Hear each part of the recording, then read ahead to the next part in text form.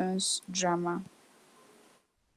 So now moving to drama, and like the slide before it shows drama and society, and defining drama again. Drama is a genre of literature intended for performance. Like this, like the key feature of drama, performance. If there's no performance, like I said in other classes, that means that is not drama. Drama combines dialogue and action to tell a story. Also, it is derived from the Greek word dran, meaning to do or to act. Okay.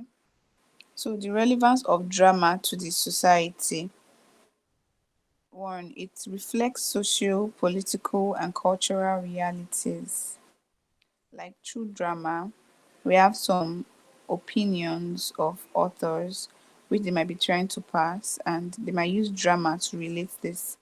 This could be like social, political, or cultural. Okay. Also, drama educates and informs the public. Thirdly, it entertains definitely, because when you see people on a stage, you see them doing something, you are being entertained. That's why the performance, the act, the performance, it's key. It's something that drives the people's drives their this one. So it's something that drives the people's interest. That's why drama has the characteristics of entertaining. Drama mostly invokes emotions, and also through that you will learn a lot of things from it. So thirdly, drama preserves cultural heritage and historical events. It preserves cultural heritage and historical events. So now, classical drama.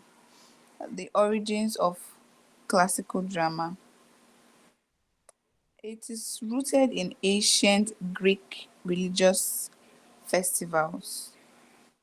Like ancient Greek religious festivals is the, I would say this is the root of this, how classical drama started. Also, it performs it performed in amphitheaters. That's a particular stage.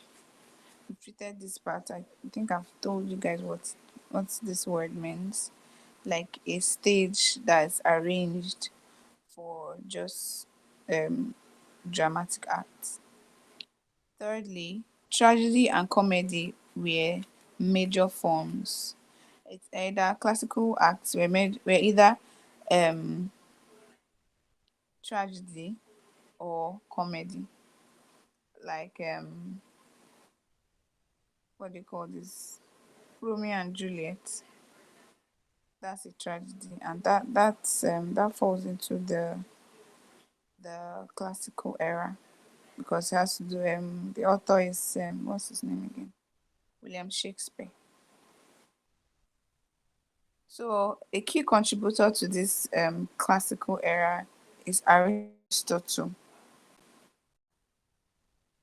One of his contributions are he outlined dramatic theory in poetics, that he majored on poetry, and what he identified more is the dramatic theory, like trying to, because most times some people act poetry, some people. Aristotle's contribution to classical drama is that he outlined dramatic theories in poetics. Also, he defined tragedy as imitation of a serious action. To him, tragedy was just like those authors of the classicals. They're just trying to imitate most serious situations, like trying to bring it to life, trying to make people see how it was by acting it out. Also, the key elements of this his contributions are plot, character, diction, thought, spectacle, and song. Yes, definitely. Most classical dramas will definitely have some music added to it. If you've come across anyone, you know that there will be a part for all this their musicals in it. Lastly, it had the concept of catharsis. Catharsis is a form of emotional cleansing. Like when we talked about climax in our last class, when things get heightened at that peak, and then it now gets to the resolution. So during that structure now, from that point, exposition and all of that. So like in tragedy now, you get to the point where everybody's emotion is heightened to the point where everybody just comes to terms with the fate of the protagonist. So this what catharsis is about, like emotional cleansing. Okay. So we move to Sophocles and Greek tragedy, still on the classical authors. So one of the great tragedians of ancient Greece, this man was one of the he was the greatest, or he's one of the greatest tragedians, because I think most classical works are just tragedy. It's either they are tragedy or they are mixed. It could be a tragedy or a tragic comedy, like the Tempest. The Tempest is a tragic comedy. It started off bad, but then ended with a it ended up like the ending was kind of happy, had a happy ending. But mostly, I guess the theme most times for classicals are just tragedy. So he was also known for Oedipus Rex and Antigone. He introduced third actor and painted scenario. Like he introduced third actor and painted scenario. His focus was on fate, moral responsibility, and tragic flaws. The fate of the protagonist, moral responsibility, and tragic flaws. You know what tragic flaws are? Like tragic flaws, something like a particular characteristics of the protagonist that usually leads to his downfall. So this Greek author now, his his work was focused on all of this: fate, moral responsibility, and tragic flaws. Please, if at some point you're not hearing me or you're not seeing my slide, please just let me know. You turn on your mic and let me know. Thank you. So the features of classical drama. Now, classical drama is all about unity of time, place, and action.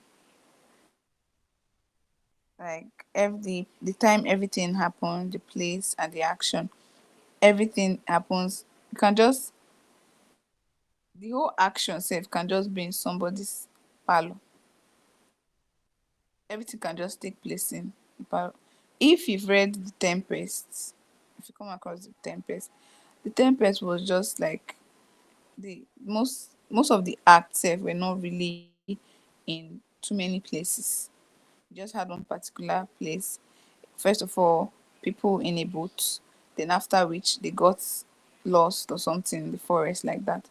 And it just was just centered on that. So there's unity of time, place, and action. Everything takes place around the same like location. Everything. So there's the use of chorus. There's also elevated language and noble characters.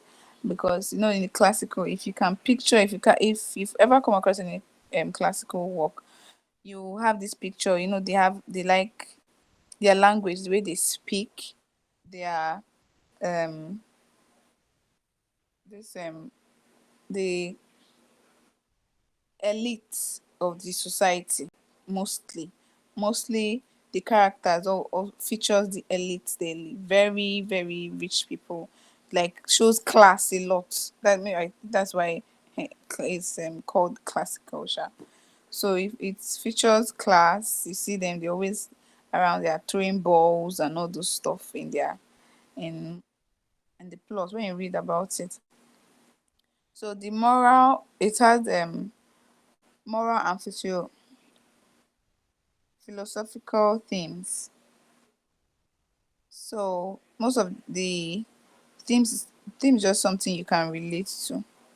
If it's teaching morals or something very logical, something everybody that reads it can actually relate. Whether you have that time or you have the modern act, you can actually relate to it. So the Renaissance and Elizabethan drama. This is like a historical context. Now, the Renaissance era is the rebirth of classical knowledge, like a reform. Like from the 14th to the 17th century, that's where this reform actually happened. And it influenced the humanism, reformation, and scientific inquiry. It was all about humanism, reformation, and scientific inquiry. Lastly, drama became more secular and diverse. So you don't just see them talking about a particular set of people or a particular class of individuals, because most time the classical was just centered on particular class of people. You could easily like differentiate um human beings in society. People are extremely rich and people that are extremely poor. So the classical most times just featured or centered more on the rich people of that times. All the storyline was just around what actually Good evening, happens sir. if a rich guy or a rich girl is trying to find or maybe finds love. This time now was now more diverse. They were not just acting about the elite. They acted more on something I'm not more hearing you clearly, diverse sir. audience.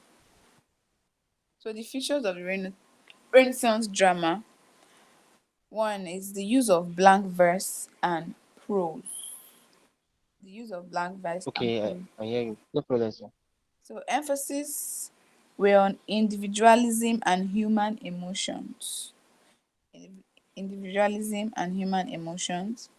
Thirdly, Okay, complex characters and subplots. There were also some complex characters. They also had subplots. Um they have things that they could talk about that was not really the main idea of the drama per se, but it's something that will still drive the drama or drive the plot of the drama. Lastly, freedom from classical unities.